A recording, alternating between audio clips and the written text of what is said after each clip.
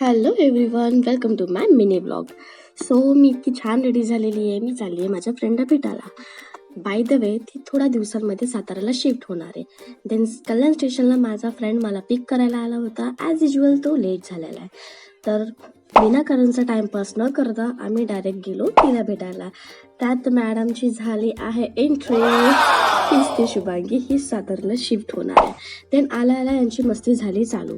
त्यात नंतर आम्ही तिला बोललो की कुठे जायचं, तर ती म्हटली की पहिले चलो, आपण पहिले कुठेतरी जाऊयात. तर मग आम्ही तिला न टाइमपास करता आम्ही डायरेक्टली गेलो. बघा, एक तर ही इतकी क्यूट पर्सन आहे की खूप जास्तच.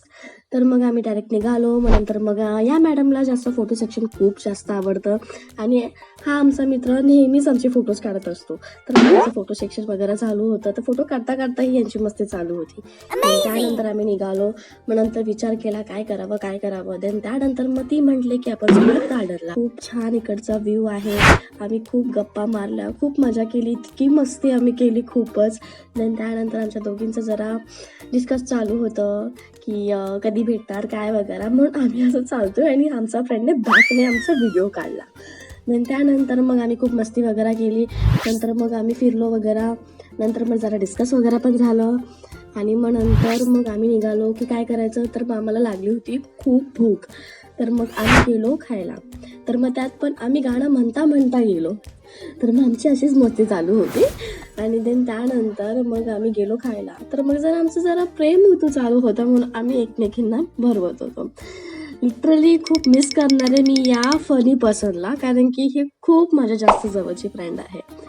देन त्यानंतर मग आम्ही खाल्लं वगैरे. नंतर मग झाला आमचा टीचा टाईम. तर मग टीचा टाईम झाला. मग नंतर आम्ही खूप छानपैकी चहा वगैरे प्यायलो वगैरे. आणि देन त्यानंतर बघा, पिताना पण कशी रिॲक्शन देते ती.